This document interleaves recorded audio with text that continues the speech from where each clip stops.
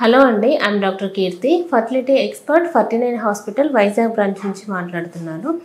So చాలామంది patients ఎండోమెట్రియోసిస్తో suffer అవుతూ ఉంటారు. సో ఎండోమెట్రియోసిస్ అంటే ఏంటి అనే టాపిక్ గురించి ఈరోజు మనం డిస్కస్ చేసుకుందాం. మెయిన్గా ఏంటంటే ఇన్ఫర్టిలిటీ కపుల్స్లో ఎండోమెట్రియోసిస్ అనేది ఎక్కువగా చూస్తూ ఉంటాం. సో యూజువల్గా మరి ఎండోమెట్రియోసిస్ అంటే ఏంటంటే మనకేంటంటే గర్భసంచిలో ఉండే లేయర్ అక్కడనే లేకుండా ఎండోమెట్రియం అంటారు. ఈ ఎండోమెట్రియం లేయరు ఓవరీస్ దగ్గర, ట్యూబ్స్ దగ్గర, ఇంకా పెరిటోనియల్ క్యావిటీలో ఇలా డిఫరెంట్ సైట్స్లో ఉంటుందన్నమాట. సో ఇలా ఉండడం వల్ల ఏమవుతుందంటే ఎవ్రీ మంత్ మనకి యూజువల్గా బ్లీడింగ్ అయినప్పుడు పీరియడ్స్ లాగా వచ్చేస్తుంది. బట్ ఈ అదర్ సైడ్స్లో ఉన్నప్పుడు అది బ్లీడ్ అయ్యి ఎవ్రీ టైం పేషెంట్ పెయిన్ అనేది కంప్లైంట్ చేస్తుంటారు. సో దీన్ని డిస్మెనోరియా అంటారు. సో ఎవ్రీ టైం పీరియడ్స్ వచ్చినప్పుడు సివియర్గా పెయిన్ అనేది ఉంటుంది.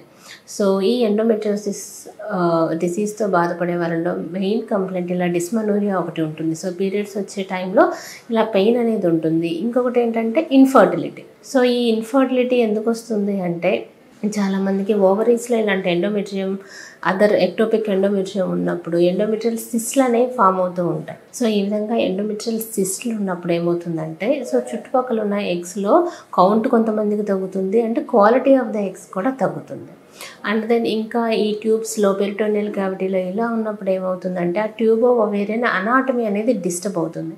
సో ఇలాగ డిస్టర్బ్ అయినప్పుడు మనకి ఎగ్ రిలీజ్ అయినప్పుడు అది ట్యూబ్స్లో నుంచి ట్యూబ్స్లోకి వచ్చి అక్కడ ఇంప్లాంటేషన్ ప్రాబ్లమ్స్ ఉంటాయి.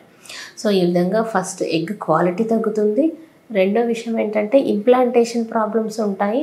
ఇంకా కొంతమందికి ఏంటంటే ఎండోమెట్రియంలో కూడా రిసెప్టివిటీ అనేది తక్కువగా ఉంటుంది. సో ఇలా డిఫరెంట్ రీజన్స్ వల్ల ఈ సమస్యతో బాధపడే వాళ్ళల్లో ఇన్ఫర్టిలిటీని ఫేస్ చేస్తూ ఉంటారు. సో ఇటువంటి సిమ్టమ్స్ మీకు ఉన్నట్లయితే మీ ఫర్టిలిటీ కన్సల్టెంట్ని ఒకసారి కన్సల్ట్ అవ్వాల్సి ఉంటుంది. సో వాళ్ళకి ఫస్ట్ మీకు ఫిమేల్స్కి బేస్లైన్ స్కాన్ ఒకటి చేసినప్పుడు ఇలాంటి ఎండోమెట్రియోటిక్ సిస్ట్లు మనకు తెలుస్తాయి. సో దాన్ని బేస్ చేసుకొని రిమైనింగ్ కొంతమందికి ల్యాప్రోస్కోపీ చేయాల్సి ఉంటుంది. అండ్ కొంతమందికి ఏంటంటే వాళ్ళకున్న రిమైనింగ్ ఫ్యాక్టర్స్ని కూడా మనం దృష్టిలో ఉంచుకొని, అలాగే మెయిల్ ఫ్యాక్టర్ ఎలా ఉంది ఇది కూడా మనం కన్సిడరేషన్లోకి తీసుకొని ట్రీట్మెంట్ అనేది చాలా తొందరగా ఇవ్వాల్సి ఉంటుంది. సో ఎలాంటి ఫర్టిలిటీ ట్రీట్మెంట్ అయినా, whether it is ovulation induction కానీ, IUI, IVF ఏదో ఒక ఫర్టిలిటీ ట్రీట్మెంట్ మనకు తొందరగా స్టార్ట్ చేసినట్లయితే ఇటువంటి పేషెంట్స్కి మనం ప్రెగ్నెన్సీ అనేది తొందరగా కన్సీవ్ అవ్వడానికి ఛాన్స్ ఉంటుంది. Thank you so much.